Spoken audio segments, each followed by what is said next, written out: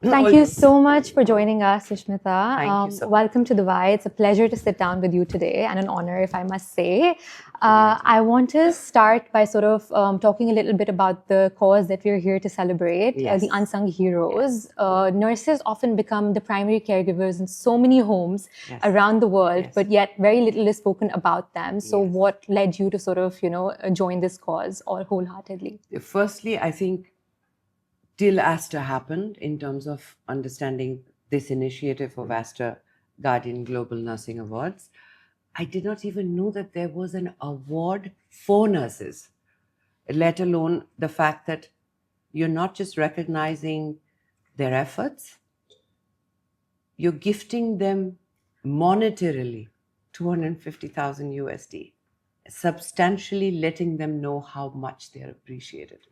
So that whole concept was very new to me. Do I appreciate nurses? Oh, yes. That entire healthcare sector, which is the unsung heroes or the people that we cannot take for granted. You cannot heal without a nurse. I often say this.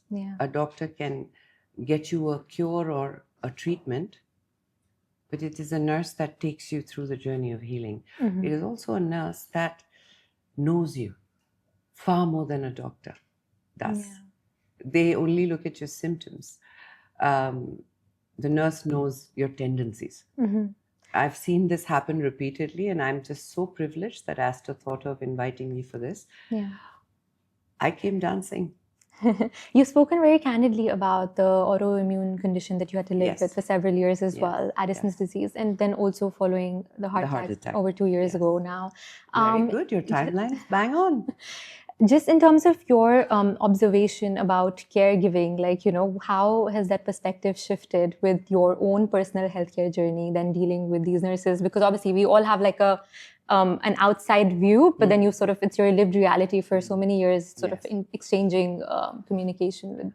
I was just telling Alisha about this particular incident, which is so personally, the one that is closest to the times that we are in right now is the heart attack. And when it happened, I was assigned an ICU nurse, and her name is Uma Maheshwari.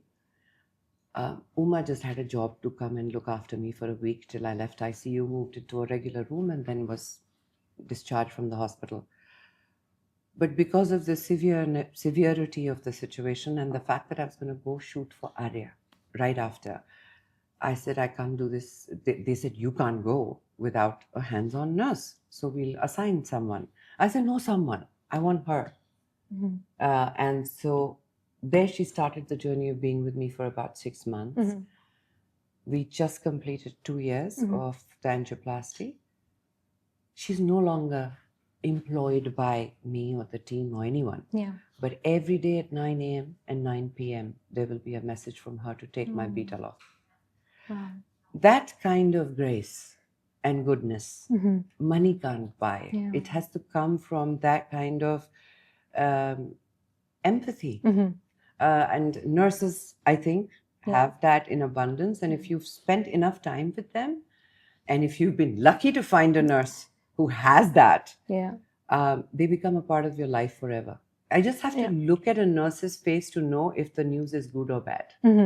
Absolutely. That's how much of confidence they bring into your healing. And also the road to healing, it's never just a straight line, right? It's filled with ups and downs. And you spoke on stage about quiet strength. Tell us about embodying that quiet strength in your everyday life and you're on this road to healing and recovery. Yes. Quiet strength I do deeply admire because it's something that takes a lot of resilience. It takes a lot of acceptance. And as women, be that in the nursing community, in my or your community, in terms of the professional aspects of our lives and the personal ones, it's so much easier to scream, shout, yell, try and make a point, try and win every argument. But it's such a criminal waste of time that the minute women discover their quiet strength, they don't need validation anymore. They can build from there.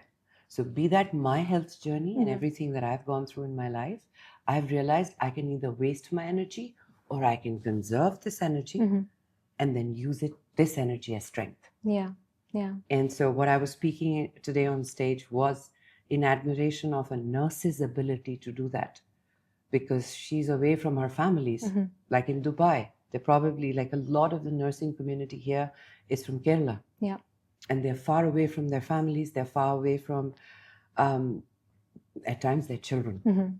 And they're probably in the maternity ward helping other women have children. You know, if you look at the larger picture of this, it takes a very special kind of soul to be a nurse. Absolutely. And you know, stress, it's often said that stress is the worst use of one's imagination, and creativity is the best use of one's imagination.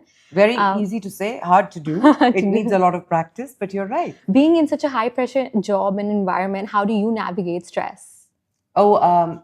With practice. And I can't say I succeed 100% all the time. I don't think anyone truly can, but I've come to recognize its triggers. So when I see stress around me or people who are stressing me out, I have a way to now not tell them to leave. I walk away because you have to kind of protect that environment. Stress is a very, very silent killer. And if you're not careful, conscious, aware of it, it has a way of consuming you faster than you can take your name. Absolutely. And, you know, lastly, we can't end this conversation without asking you what's next in the film front for Sushmita, because we want to see you on the big screens. Firstly, I'm so happy that you want to see me. See, the audience is the reason I do what I do. The audience will forever want to see you. No, this is my life's biggest blessing, I think. And as long as you want to, I will keep coming back. We're getting into production as well. So a lot of the stuff that you will see, we will probably be producing ourselves and also acting in it. So wait for it. So 31 years of, you know, this glory that you gave India, and thank you so much for that. If you could go back to that 18-year-old Sushmita and give her one message, what would it be? I'm so proud of you, kid. Thank you for laying the foundation and making my life, the one I'm living now, possible. Amazing. Thank you so much. Thank you.